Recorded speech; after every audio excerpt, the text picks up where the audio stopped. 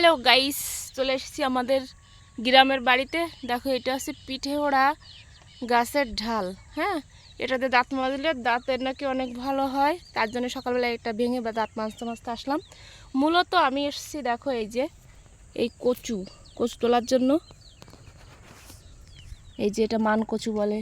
এই যে এই পাতাটা দেখো, এই ভিতরে এই সাপল দিয়ে এখন আমি কচুটা তুলবো।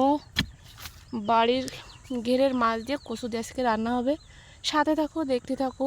কচু দিয়ে বড় মাছ। কচু তোলা কিন্তু একটা সহজ কাজ না। এর গোড়ার থেকে মাটি সরায়, চারপাশ দিয়ে এই সাপল দিয়ে শিকড় কেটে কেটে মাটির নিচ থেকে এর গোড়াটা বের করে নিয়ে আসতে হবে একদম। তারপরে সম্পূর্ণ দেখো, উপরে কলা গাছের এই যে আঠা আমার গায়ে ঠিস ঠিস করে পড়তেছে। হ্যাঁ, গাছের এই আঠাতে তো আমার জামা কাপড় সব নষ্ট হয়ে যাবে। প্রচুর কুয়াশা। সকালবেলা আসলাম, গাছের উপর দিয়ে ঠান্ডা লেগে গেছে। দেখো ধানে এই আবার 2 দিন বেশ ঠান্ডা ঠান্ডা শিশির পড়েছে ঘাসে। দেখি কচুটাকে তুলি।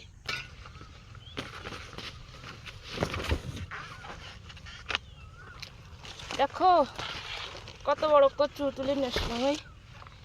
এটা পরিষ্কার করব, পরিষ্কার করে তাই বাড়ির দিকে নিব।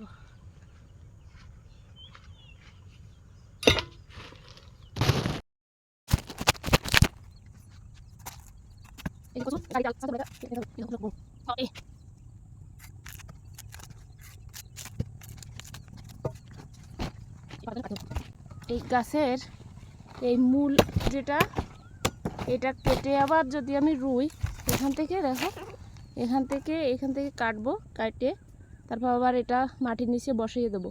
কারণ এখান থেকে আবার আর একটা নতুন কচু হবে।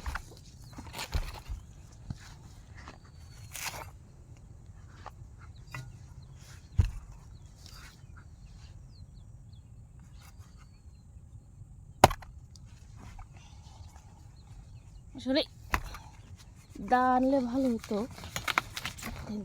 এই দেখো, কচুটা কাটার সিস্টেম আমার বাবা আমাকে শিখাইছিল। দেখো, এই যে একটা চোখ দেখা যাচ্ছে, এরকম চোখ রাখে তারপরে কাটতে হবে। হ্যাঁ, তাহলে এটা এখন যদি আমি মাটির নিচে দিই, এখান থেকে আবার একটা এরকম বড় কচু হবে। তো এইটা আমি এখন রুয়ে দেবো মাটির নিচে, যাতে আবার এখান থেকে একটা কচু খাওয়া যায়।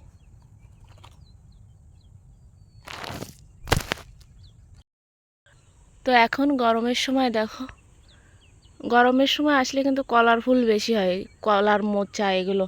এখন ভিটায় তেমন একটা সবজি নেই, আছে বেগুন গাছ কিছু, আর কিছু ঝাল গাছ, আর এই পাশে মুগের ডাল আর কি। সেই মুগের ডাল ছড়ানোর পরে এই যে ছোটো ছোটো চারা এই যে কেবল হয়েছে, এখান থেকে যখন ডাল হবে তোমাদের দেখাবো। এই যে সম্পূর্ণ ওই মাথা যে যত দূর গেছে ওই অত দূর এই যে মুগের ডাল ছিটানো, চারা সব উঠে গেছে। আর আমি কিছু ডাটার বীজ লাগিয়েছিলাম সামনে, ওই মাথার দিকে যাচ্ছি। দেখো, দুবরা গাছে এখনও শিশির আছে।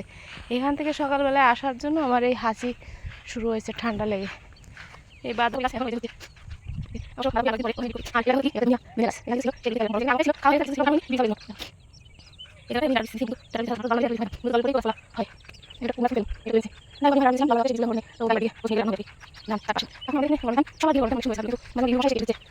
এখন ফুল পেয়ে গেছি।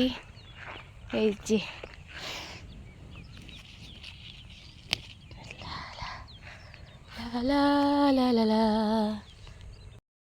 আর কচু তোলা শেষ।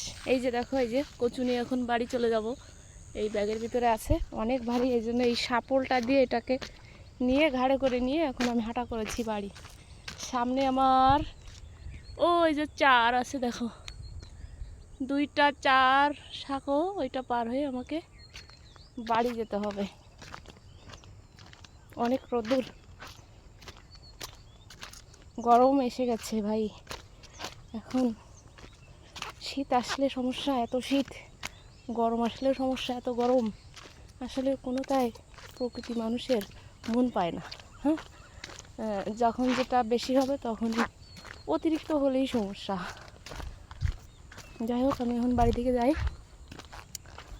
এই যে ও মা গো, অনেক বাড়ি, কাপটা ব্যথা করতেছে, কিন্তু যেতে হবে তো।